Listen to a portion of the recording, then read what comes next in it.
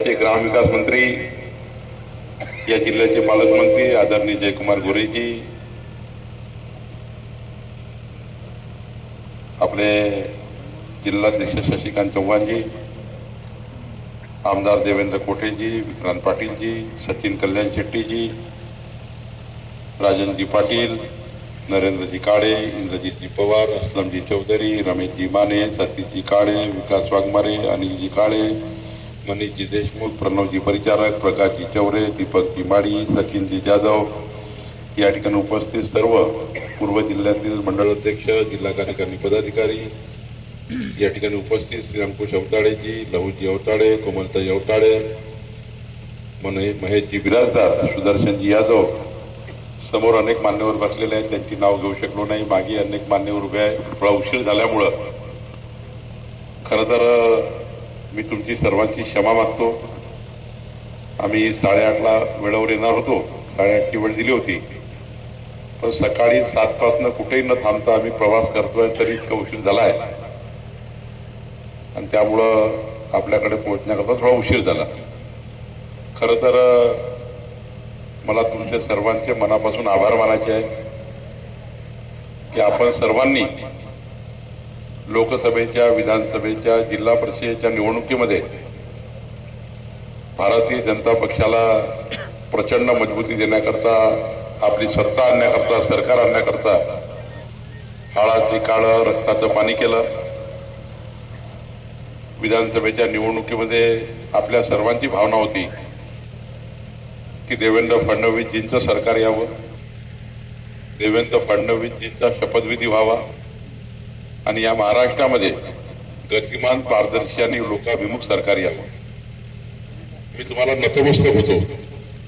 प्रचंड मेहनत आपल्या कार्यकर्त्यांनी केली, ध्येय वेळ होऊन कार्यकर्त्यांनी मेहनत केली, नेत्यांनी मेहनत केली आणि आज आपल्या सर्वांच्या सदिच्छेने, सर्वांच्या कामाने, तुम्ही केलेल्या मेहनतीमुळं आज महाराष्ट्रात देवेंद्र फडणवीसचं सरकार आलं. मी पक्षाचा अध्यक्ष असताना तुम्ही या ठिकाणी खूप मेहनत केली आहे, मला एकाएकाची मेहनत माहिती आहे. 2.5 वर्ष मी फक्त 27 दिवस मी घरी गेलो महाराष्ट्र. त्या 2.5 वर्षाच्या अध्यक्षपदाच्या कार्यकाळात केवळ मी 27 दिवस सोडले तर महाराष्ट्राचा पूर्ण प्रवास केला. एकच ध्येय होतं की देवेंद्र फडणवीसांचं सरकार यावं. आणि आज मला या गोष्टीचा अभिमान आहे की महाराष्ट्राच्या इतिहासामधला सर्वात मजबूत सरकार, आतापर्यंत कुठल्याही सरकारला 1 मे 1960 पासून महाराष्ट्राची निर्मिती झाली, कुठल्याही सरकारला एवढं बहुमत नाहीये, तेवढं बहुमत देवेंद्र फडणवीस सरकारला आहे. 288 पैकी 217 आमदार असलेलं सरकार या महाराष्ट्रामध्ये आज या ठिकाणी आलं आहे. खरं तर आज मला या गोष्टीचा अभिमान आहे. तुम्ही एवढी मेहनत नसती केली, तुम्ही इतकी त्या ठिकाणी राबराब मेहनत नसती केली तर 51.78% मतं भाजपाला नसते मिळाले. आज आपण नेहमीच सांगायचो आपल्याला 51%ची लढाई लढायची आहे. आज मला या गोष्टीचा अभिमान आहे. सोलापूरच्या कार्यकर्त्यांनी, सोलापूरच्या जनतेने, सोलापूरच्या नागरिकांनी आपल्यावर विश्वास केला आणि महाराष्ट्राचं देवेंद्र फडणवीस सरकार 51.78% मतं घेऊन निवडून आलं. ते आतापर्यंतच्या इतिहासातलं सर्वात मजबूत सरकार या महाराष्ट्रामध्ये आलं आहे. जयकुमार गोरेजींनी सांगितलं खरं आहे, या जिल्हा परिषदेमध्ये इतकं मोठं बहुमत आपण या ठिकाणी पालकमंत्रीजी आपण आल्यानंतर ज्याप्रमाणे रचना केली त्याप्रमाणे या ठिकाणी मजबूतीने या ठिकाणी आपल्याला यश मिळालं. खरं तर आता हे यश जे आहे हे यश जनतेच्या आशा अपेक्षेचं आहे. आज आपल्यासमोर काय महत्वाची भूमिका आहे की आज ज्या मतं आपण घेतले आहे हे मताचं कर्ज आपण घेतलेलं आहे. जरी जनतेनं आपल्याला मताचं दान दिलं पण भारतीय जनता पार्टी करता हे मताचं कर्ज आहे आणि इमानदारीने 5 वर्ष काम करून जनतेच्या मताचं कर्ज, आपण जनतेला जो जाहीरनामा दिला होता, आपण जनतेला वचननामा दिला होता, आपण जनतेला संकल्पनामा दिला होता, तो संकल्पनामा या 5 वर्षात पूर्ण करण्याकरता आज आपली जबाबदारी, आमची जबाबदारी आहे. खरं तर आज तुम्ही एवढी मेहनत नसती केली तर देवेंद्रजी मुख्यमंत्री झाले नसते. देवेंद्रजी मुख्यमंत्री झाले नसते तर मी महसूल मंत्री झालो नसतो, मी महसूल मंत्री झालो नसतो तर जयकुमार गोरे ग्रामविकास मंत्री झाले नसते. आज बघा आपली एक कमळाची बटन किती महत्वाची होती की आज 2-2 मंत्री आपल्या सरकारचे आज आपल्या भारतीय जनता पार्टीच्या कार्यकर्त्यांसोबत बसलेले आहेत. रात्र हो की बेरात्र हो, आज आपल्या परिवारामध्ये जर आपल्या सरकार नसतं आलं, आपण एवढी मेहनत नसती केली, रात्रंदिवस कमळ नसतं केलं, तर जयकुमार गोरे आणि मी फक्त कार्यकर्ता म्हणून आलो असतो, मंत्री म्हणून नसता. आणि त्यामुळे जेव्हा आपली प्रतिष्ठा पडायला लागतं, जेव्हा आपली इज्जत पडायला लागतं, आपल्या पार्टीची इज्जत पडायला लागतं, तेव्हा आपला कार्यकर्ता जो मेहनत करतो त्या मेहनतीचे फळ आहे. आणि म्हणून या ठिकाणी आपलं सरकार आता काम करत आहे. मी तुम्हाला आश्वस्त करतो आपल्या पदाधिकाऱ्यांना, कार्यकर्त्यांना, आपलं सरकार आहे. काय आहे आपलं सरकार? थकले का तुम्ही? जेवण झालं का नाही? व्हायचं ना? आम्ही सकाळपासून उपाशी जाऊ, कोणी जेवलो नाही. आपलं सरकार, जोरान सांगा, आपलं सरकार. आवाज जरी तिकडे मागच्याला काय झालं? आपलं सरकार, आपली पार्टी, आपला मंत्री आपला मंत्री आहे. काँग्रेसचा मंत्री आपला मंत्री आहे का? आपलं सरकार आहे. आपलं सरकार समाजाच्या शेवटच्या व्यक्तीचा कार्यकर्ता आहे. आणि त्यामुळे म्हणून आपण या ठिकाणी विचार करतोय की या राज्याच्या जनतेला दिलेलं वचन पूर्ण करणं. आणि म्हणून देवेंद्र फडणवीस सरकारने या ठिकाणी अनेक निर्णय घेण्याचा प्रयत्न केलेला आहे. आता या ठिकाणी खूप निर्णय वाटून दाखवणार नाही, पण आज बघा आपलं सरकार आलं, महसूल मंत्री माझ्यावर जबाबदारी आली, ग्रामविकास मंत्री म्हणून या ठिकाणी जयकुमार गोरेवर जबाबदारी आली. आणि आज दोन्ही मंत्री म्हणून एक महत्वाचा निर्णय आपण घेतला की या राज्यातल्या ज्या गायरान जमिनी आहेत, त्या गायरान जमिनीवर जे 2011 पूर्वी 1 जानेवारी 2011 पूर्वी गायरांच्या जमिनीवर जी घरं झालेली आहे ती जागा ग्रामपंचायतला द्यायची आणि ग्रामपंचायतनं त्या सर्व घराचं रजिस्ट्रेशन करून द्यायचं आणि रजिस्ट्री करून द्यायचा निर्णय आपण केला. 1,500 फुटापर्यंत आता या ठिकाणी गायरांमध्ये बसलेल्या व्यक्तींचं या ठिकाणी नमुना आतमध्ये एंट्री घेऊन ग्रामपंचायतला नमुना आतमध्ये एंट्री घ्यायची. जिल्हाधिकाऱ्यांनी ही जागा ग्रामपंचायतच्या नावाने करून द्यायची. गायरांची ज्या जागेवर घर आहेत ती जागा गायरांची जागा ग्रामपंचायतच्या नावाने करायची. ग्रामपंचायतचा नमुना आतमध्ये नोंद घ्यायची आणि नोंद झाल्यानंतर ग्रामपंचायतच्या सचिवांनी 1,000 रुपयामध्ये त्या सर्व घरांची रजिस्ट्री करून द्यायची. हा निर्णय आपल्या सरकारने केल्यामुळे आज हजारो लोकांना आपला फायदा होणार आहे. आपल्या सरकारने निर्णय केला की 1 जानेवारी 2011 पूर्वी सरकारी जागेवर बसलेल्या प्रत्येक माणसाला त्याची मालकी द्यायची आहे. आता 1,500 फुटापर्यंत घराचा पट्टा मिळवून देण्याची जबाबदारी आपली आहे, आपल्या सरकारने घेतलेली आहे. 1 जानेवारी 2011 पूर्वी ज्या जागेवर जो लोक बसलेले असतील त्याचा घराचा पट्टा आपल्याला द्यायचा आहे. सर्वांसाठी घरे योजना आपल्याला राबवायची आहे. 30 लाख घरं माननीय जयकुमार गोरेजींनी देवेंद्र फडणवीसजीच्या माध्यमातून माननीय प्रधानमंत्री मोदीजीकडनं मिळवलेले आहेत. ते 30 लाख घराचं अनुदान आपल्याला आपल्या ग्रामीण भागामध्ये मिळवायचं आहे. एवढंच नाही तर आता तर आपण राज्यातल्या कुठल्याही सरकारने हा निर्णय घेतला नाही, तो निर्णय आपण घेतलेला आहे.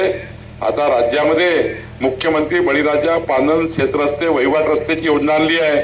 आता राज्यातले सर्व रस्ते आपण वहिवाटीचे रस्ते असतील, पानन रस्ते असतील, सर्व रस्त्याची मोजणी करणार आहे, सर्वांची आखणी करणार आहे. मोजणी करून दोन्ही बाजूला झाडं लावून 300 कोटी झाडं लावून या झाडाची मोजणी, झाडाची लागवड करून रस्त्याची वहिवाट त्या ठिकाणी दुरुस्त, रस्त्याची वहिवाट उघडी करायची आहे.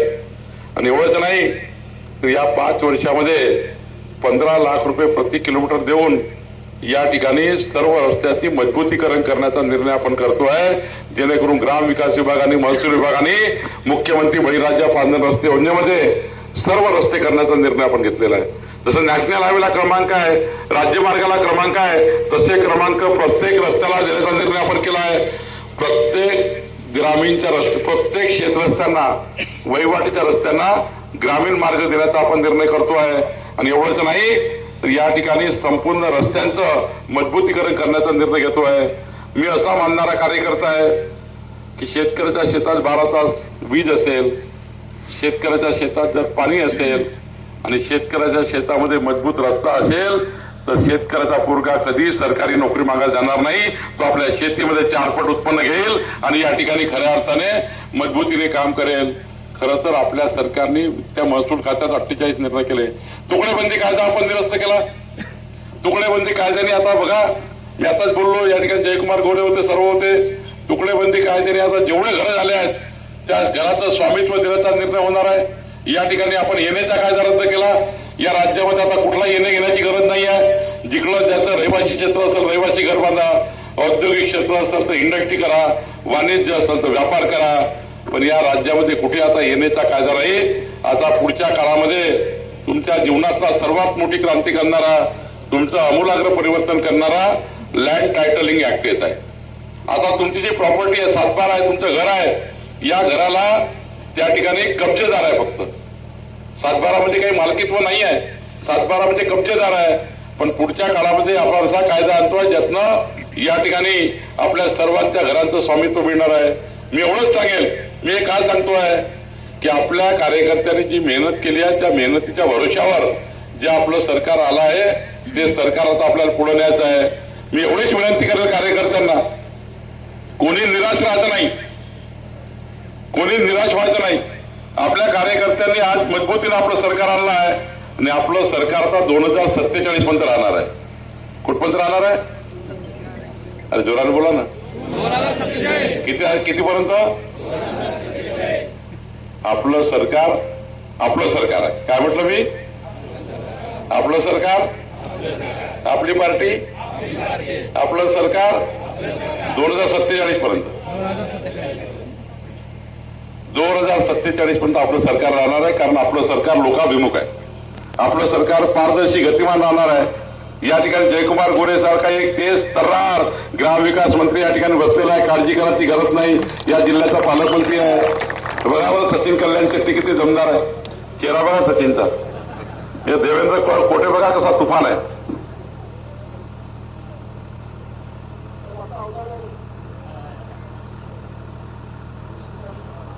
हा काय आता अवताडे आले पुन्हा. समाधान, पूर्ण समाधान आहे. तेवढं शिकणं समाधानचा चेहरा बघा आहे. बघा किती जोरदार आहे. हे काँग्रेसवाल्याची हिंमत आहे काय ते समोर. आणि त्यामुळे आपलं सरकार, आपली पार्टी, आपलं सरकार 2047चं सरकार. किती सरकार? चिंता करायची गरज नाही. आपला मंत्री आहे. दोन गोष्टी बोलायच्या, दोन गोष्टी सांगायच्या, दोन गोष्टी करायच्या, काही काळजी करायची नाही. आणि आपल्या कार्यकर्त्यांनी जनतेचा जो वचन दिलं आहे, आज बघा तुम्ही जे जनतेला वचन दिलं असेल ते वचन पूर्ण करण्याची जबाबदारी आमची आहे, आपली आहे. तुम्ही जेवढे काही कामं सांगाल ते कामं पूर्ण करायची जबाबदारी आमची आहे. सरकार तुम्ही आणलाय, सरकार जनतेच्या हिताकरता काम करणार आहे. त्यामुळे कार्यकर्त्यांनी आणलेलं प्रत्येक काम करणे मंत्र्याची जबाबदारी आहे, माझी जबाबदारी आहे. देवेंद्रजीने आम्हाला हेच सांगितलं आहे की आपल्या कार्यकर्त्यांनी जे सरकार आणलं त्या कार्यकर्त्याच्या पाठीशी उभं राहा. रात्री बेरात्री अपरात्री आपला कार्यकर्ता अडचणीत आला असेल, त्या कार्यकर्त्याच्या पाठीशी खंबीरपणे आम्ही उभं राहिलं पाहिजे. हीच पार्टीची भूमिका, हीच सरकारची भूमिका आहे. आपले अध्यक्ष रवींद्र चव्हाणजीच्या अध्यक्षतेखाली संघटना आपल्याला मजबूत करायची आहे आणि देवेंद्रजीच्या अध्यक्षतेखाली आपल्याला सरकार मजबूत करायचं आहे. आणि सरकार मजबूत करत असताना या ठिकाणी आपले गावं पंचायत ते पार्लमेंट पर्यंत आपला भारतीय जनता पार्टीचा कार्यकर्ता मजबूत झाला पाहिजे. याकरता जी जबाबदारी आहे ती जबाबदारी तर आम्ही पार पाडायची आहे. तुम्ही आपल्या जबाबदाऱ्या पार पाडल्या. तुम्ही खूप कष्ट केलाय कार्यकर्त्यांनी. हे सरकार आणण्याकरता प्रचंड मेहनत केलेली आहे. पण एखाद्या कारणाने निराश होऊ नका. एखादं काम आज होईल, उद्या होईल. पण आपणच जर इंग्रजी बोलायला लागलो आपल्या सरकार विरुद्ध तर ते चांगलं नाही. कधी कधी आपला कार्यकर्ता निराश होऊन सोशल मीडियावर व्यक्त होतं, कुठे व्यक्त होतो. काय गरज आहे व्यक्त व्हायची? हे काँग्रेस पार्टी येणार आहे का आपला प्रश्न सोडवायला? आपला प्रश्न जयकुमार सोडणार आहे, आपला प्रश्न सचिन सोडवणार आहे, आपला प्रश्न आपणच सोडवणार आहे. सोशल मीडियावर आपल्या सरकारबद्दल, आपल्या पार्टीबद्दल, आपल्या कार्यकर्त्याबद्दल बोलून का फायदा आहे? आज बघा इतकी मजबूत जिल्हा परिषद आज निवडून आली आहे आणि जिल्हा परिषदला मजबूत करणारा या ठिकाणी ग्रामविकास मंत्री आहे आणि त्याच्यावर त्याला महसूल देण्याकरता बावनकुळे आहे. कशा चिंता करायची गरज आहे? आणि आम्हा दोघांना मजबूत करण्याकरता देवेंद्रजी आहे. आणि देवेंद्रजी आज अष्टपैलू कर्तृत्वाचा धनी नेता आपल्याजवळ आहे. अष्टपैलू कर्तृत्वाचा धनी नेता. आणि त्यामुळे काळजी करायची गरज नाही. तुमचे सर्वांचे निवेदन मी घेणार आहे. तुमच्या निवेदनावर प्रत्येक निवेदनाचं काम करून तुम्हाला कळवणार आहे. आणि मी तुम्हाला एकच सांगतो, तुम्ही गावातले जेवढे काम असेल तेवढे आता करून घ्या. ग्रामविकास मंत्र्याकडनं करून घ्या, महसूल मंत्र्याकडनं करून घ्या. दोनच विभाग महत्वाचे आहेत ग्रामीण भागाकरता. खरं तर राज्यामध्ये अनेक डिपार्टमेंट आहे, माझा त्याच्यावर काही प्रश्न नाही आहे. सर्व डिपार्टमेंट महत्वाचे आहेत, सर्व डिपार्टमेंट कामाचे आहेत. पण तुम्हाला ग्रामविकास मंत्री आपल्या घरातला आहे, महसूल मंत्री आपल्या घरातला आहे, इतके मोठे नेते या ठिकाणी बसलेले आहे. त्यामुळे पुढच्या काळामध्ये जे जे काही प्रश्न, आता मी जून महिन्याच्या पहिल्या आठवड्यात पुन्हा येणार आहे, सर्व महानगरपालिकेचे प्रश्न सोडून देणार आहे.